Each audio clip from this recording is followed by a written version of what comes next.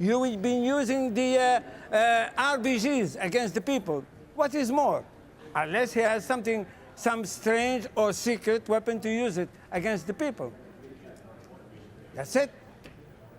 I mean, all hard weapons being used. Air Force, artillery, tanks, everything. If there is something else, I don't know. I mean, what's going to come out, but believe me, the people will win. And the people will get in power. Will he ever give up? Yeah. Or will he, as he says, have to die to no longer be in charge of Libya? Never. The only thing I trust that what he said yesterday, I will die, but I will not step down. And he won't. Will he end up like Ceausescu? I don't know, but I wish not, because people must know what happened. Ceausescu was very quickly. Did you notice, let me ask you this one. We have to know. You were with Gaddafi for a very long time. And did you notice a change in the man in the last year or so? You mean, would you repeat, I made or he made a change? No, has he changed as a man in the last year or so, do you think, to bring his people to this level of resentment against him, or has it been there all the time? Listen, let's be frank now. If he has changed, why do people do this? Why do people die in the street? Why do people, they are homeless now? Why do people, they are struggling? Okay, we have changed it for better. We go on for better. But nothing has been changed. Still as it is. We have no constitution. We have no law. We have the only thing we say is the order. Order, order. And we have to submit to these orders. Nobody can say yes or no.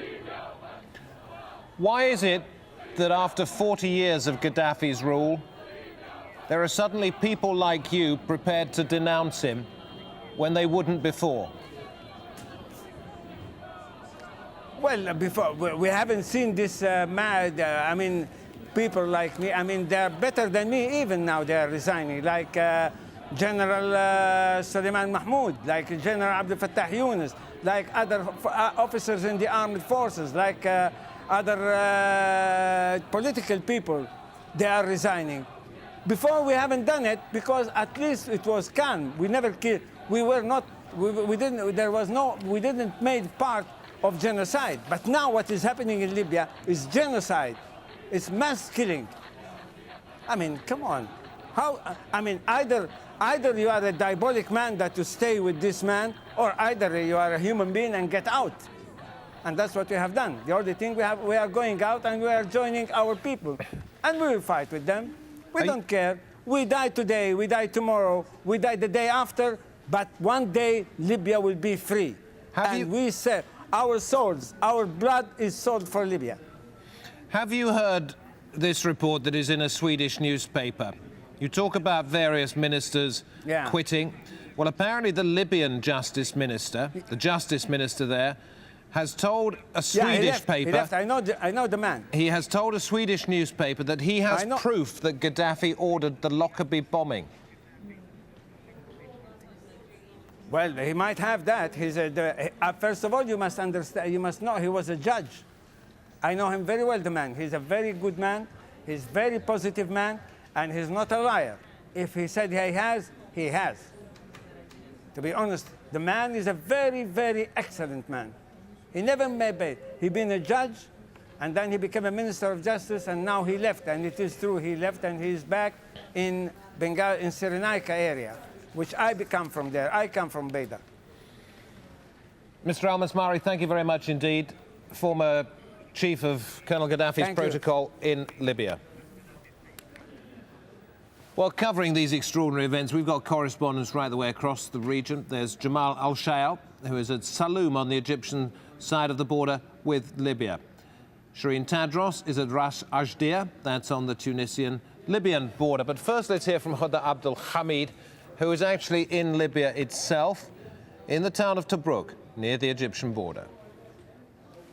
I'm here in Tobruk, about 140 kilometers away from the border between Libya and Egypt. Now, at the border, I saw hundreds of people fleeing Libya with everything they own, basically mattresses, sinks, washing machines, everything they own. Those were people who are actually Egyptian workers in Libya who came here to save money, and now they had to flee. Now, they described very violent scenes. They said that people were being killed in Baida and Benghazi. That they say happened a couple of days ago. One man told me there was a bloodbath.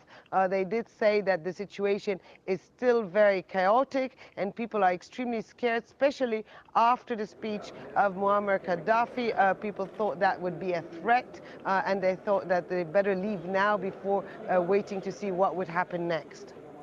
From what I've seen, I would say that the people of eastern Libya are the ones in control. Certainly there were no officials at the border. We were just welcomed through the border all along the road. We didn't see one policeman, we didn't see one soldier, and people here did tell us that they have all fled or are in hiding, and that they are now in charge of this part of the country, meaning all the way from the border to Tobruk and then all the way up to Benghazi. They say that now they are going to keep the control and the security of this area, and they're certainly, as they say it, not going to allow any soldiers or security forces from the central government to come here.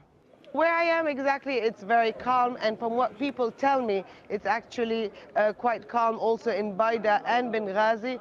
They say it's been quite calm for the past 24 hours. They do say, however, that militias, or what they describe as militias rather, are still roaming around, especially at night. They describe them as African men. They say these men speak French, so they think they're from Chad, but they're not sure. They say that these militias do appear on the roads, do cause really panic among the civilian population, and they do describe sometimes very strong and violent fights between the residents here and these militias. They do say that they still have to put under control that situation.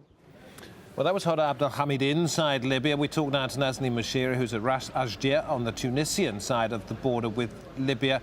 What is happening there? How many people are trying to get out?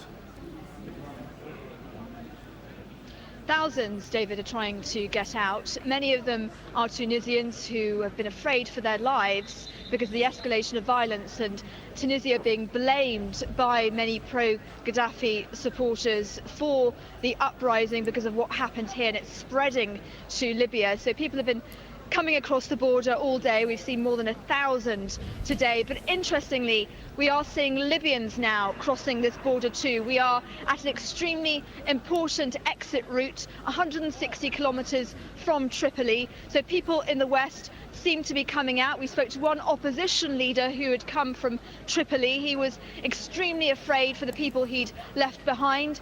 What people are telling us is that since Gaddafi made that speech about going house to house, that's exactly what has been happening in Tripoli. Forces have been going into people's homes. Homes are being burnt and looted. We also know that there are foreigners at the border just across 100 meters away from me on the other side, 800 Chinese who are